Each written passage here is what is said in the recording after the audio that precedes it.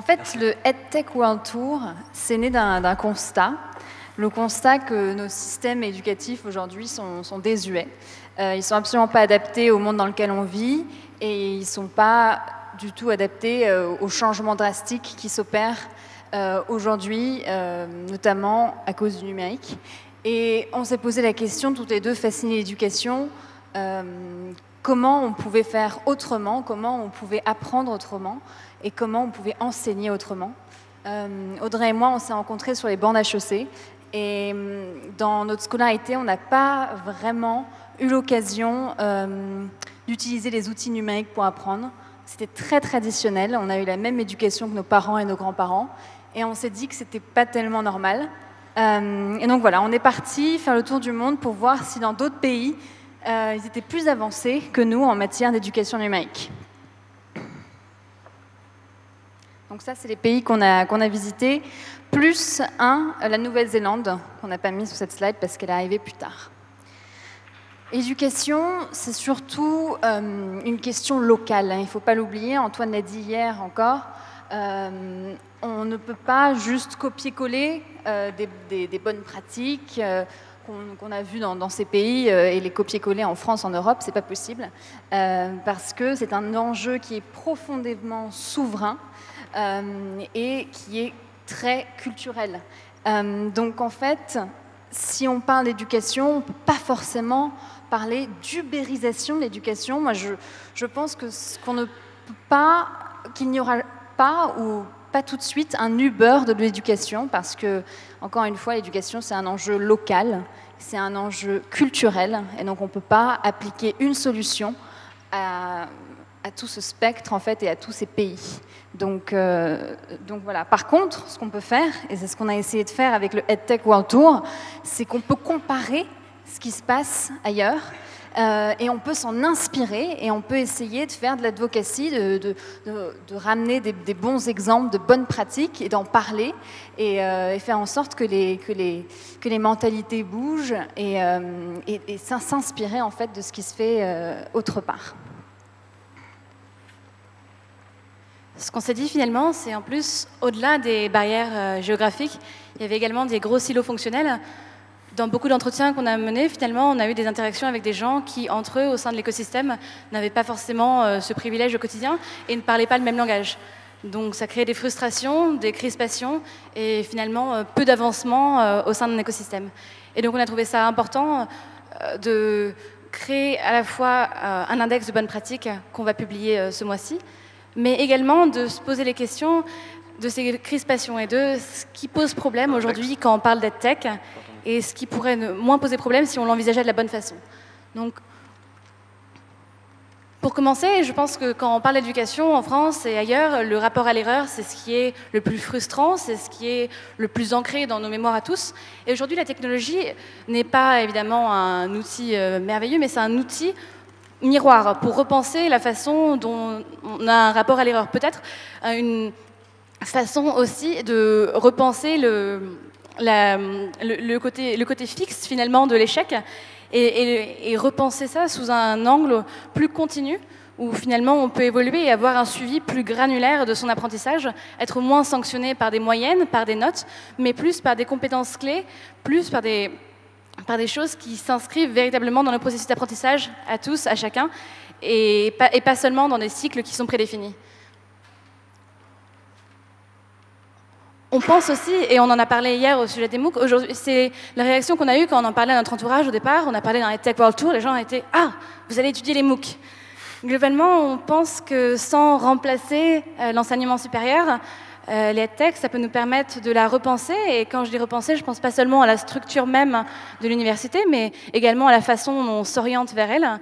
Aujourd'hui, il y a beaucoup de startups dans le champ de l'orientation qui font le choix de poser la question de véritablement qu'est-ce qui compte au moment où on s'oriente vers l'université, qu'est-ce qui compte dans l'université et qu'est-ce qui va avoir un impact sur l'enfant, l'adolescent et son développement. Et c'était très pertinent pour nous de poser cette question aux gens qu'on rencontrait qui pouvaient être dans le corporate learning et auparavant, mais qui avaient cette question de qu'est-ce que c'est que la continuité.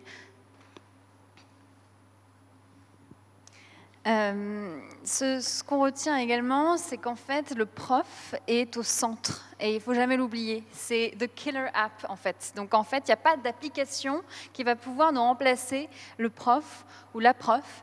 Et on a vu de très très bons exemples, notamment en Nouvelle-Zélande, où la formation des profs fonctionne très bien, c'est-à-dire qu'ils sont formés sur des nouveaux sujets comme la robotique, l'intelligence artificielle. Cet organisme s'appelle The Mind Lab. Donc les profs, ils font des cours du soir ou ils font des diplômes dans ces sujets-là pour pouvoir ensuite en parler à leurs élèves et les former eux-mêmes du coup à ces nouvelles techniques que de toute façon ils utiliseront dans leur futur ou dans leur futur métier. Donc c'est un modèle qui est très intéressant. Ensuite, on a vu avec EdSurge aux États-Unis qui met en contact en fait des startups de l'EdTech, de l'éducation, avec des profs dans des summits qu'ils appellent Tech for Schools Summit.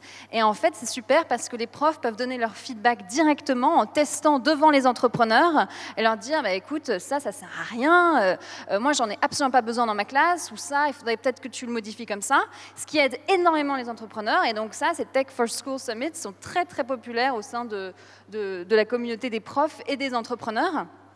Et enfin, le réseau Teach for All, donc Teach for America notamment, et d'ailleurs ils sont présents dans 38 pays aujourd'hui, dont la France. C'est un réseau du coup de jeunes profs qui font 2 ans d'enseignement dans des quartiers très défavorisés de leur pays et qui ensuite se lancent à 60% à peu près dans l'éducation, donc continuent à travailler dans l'éducation ou se lancent dans l'entrepreneuriat. Et en fait, c'est les entrepreneurs les plus inspirants qu'on a rencontrés, c'était des alumni de Teach for All, parce qu'ils savaient exactement ce dont en fait, les profs avaient besoin quotidiennement, et surtout dans ces communautés qui en ont grandement besoin. Et donc, voilà, développer des produits très intéressants. Voilà.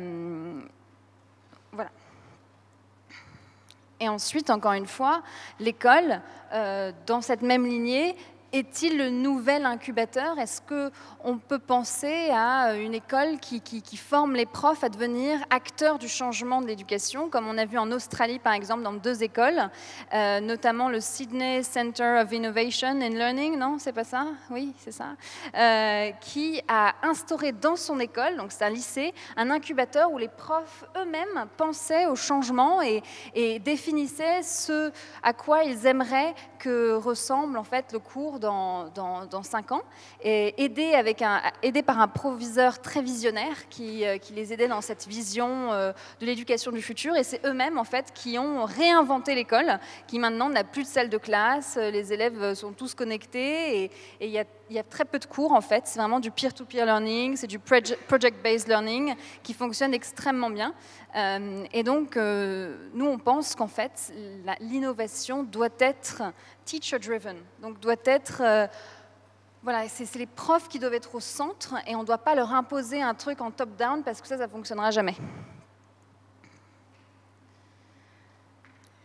Une des énormes frustrations aussi de beaucoup de gens par rapport à tech, c'est le côté consommation, qui a aujourd'hui plus vraiment lieu d'être quand on voit tout ce qui peut se faire avec la culture maker. Et cette idée de pouvoir construire ensemble de façon sociale, de pouvoir remettre au centre l'ingénierie, la science d'une façon différente et d'une façon qui plaît plus aux enfants. Aujourd'hui, on voit ça dans les Fab Labs, mais on voit ça aussi en dehors des Fab Labs avec beaucoup d'écoles qui incorporent, sans forcément avoir derrière le matériel, mais du moins les éléments de cette culture au sein de leurs écoles pour sensibiliser leurs enfants à des façons différentes d'apprendre et surtout de partager, de créer et de ne pas être dans la censure face à son produit fini et d'oser partager surtout avec les autres et travailler en groupe. Pour nous, c'est très pertinent de mettre ça au centre aujourd'hui. Et c'est pour ça que les EdTech ne se limitent pas du tout aux écrans, mais se limitent aussi à la façon dont on peut intégrer la technologie d'une façon beaucoup plus démocratique au sein des écoles. Enfin, les algorithmes, je pense qu'il faut les considérer comme l'intelligence artificielle au sens où il faut avoir une réflexion extrêmement éthique dessus et sur la façon... non seulement de ce que ça capte comme données, évidemment, ça c'est au cœur des débats aujourd'hui, mais aussi au centre de ce que ça permet et quel type d'apprentissage finalement est poussé par l'algorithme. Si on n'a plus le choix Et si c'est l'algorithme qui dicte ce qu'on va apprendre, ce qui est plus pertinent pour nous d'apprendre, alors on peut se demander dans quelle mesure ça doit être centralisé à l'échelle d'un pays, à l'échelle de plusieurs, à l'échelle du monde. À partir de quel moment l'algorithme ou une société privée peut décider que c'est elle qui, en bon droit, nous dire ce qui est pertinent d'apprendre à notre niveau aujourd'hui. Et aujourd'hui, c'est une réflexion qu'il faut avoir au cœur de la création de produits et au cœur de l'implantation de produits dans les universités, dans les écoles, sans pour autant en avoir peur. Et c'est pour ça qu'il faut, je pense, sortir de la dramatisation autour de ce sujet et essayer de comprendre ce que ça représente réellement et mettre la recherche justement plus en discussion avec les praticiens pour que les gens soient moins effrayés par le sujet. Enfin, cette citation qu'on aime beaucoup dans les mois, Being a tech startup is like a marathon. Being an edtech startup is like an Ironman. Pour ceux qui ne savent pas ce que c'est un Ironman, c'est un énorme triathlon qui vous fait nager pendant 20 km, ensuite faire 100 km de vélo, plus faire un marathon, donc 42 km. Tout ça en quelques heures, quoi, le plus vite possible. Et donc, en fait, on aime bien cette citation parce qu'elle montre en fait que entreprendre dans les tech, c'est encore plus compliqué qu'entreprendre dans la tech parce qu'on a cet aspect, encore une fois, de l'éducation qui peut paraître quelque chose de souverain auquel on ne peut pas forcément toucher. Et en fait, ce qu'on a vu autour du monde, c'est que les écosystèmes EdTech qui fonctionnaient le mieux, c'est les écosystèmes qui étaient spécialisés et qui basaient sur une grosse communauté. Donc, c'est-à-dire, ils étaient spécialisés dans le sens où ils avaient des incubateurs spécialisés dans la EdTech, des accélérateurs, des VC spécialisés dans la EdTech. Et donc les États-Unis, finalement, hein, c'est le marché le plus mature là-dedans. Et donc, en fait, il nous faudrait ici aussi en France cette spécialisation, avoir des médias qui parlent de EdTech, avoir un VC. Donc là, on a la chance d'avoir un VC qui se crée en France sur ce thème-là.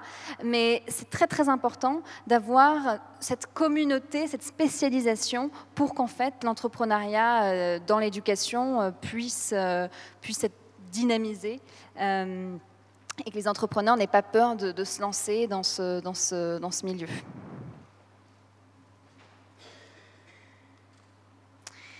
C'est tout de notre côté. N'hésitez surtout pas à nous suivre sur les réseaux sociaux, à nous envoyer un mail si jamais vous avez des questions ou vous voulez nous rencontrer en privé, edtechworldtour@gmail.com. Et on vous laisse maintenant la place aux questions. Donc n'hésitez surtout pas à nous poser des questions sur les pays qui vous intéressent particulièrement ou les thèmes qui vous intéressent particulièrement. On est ravis.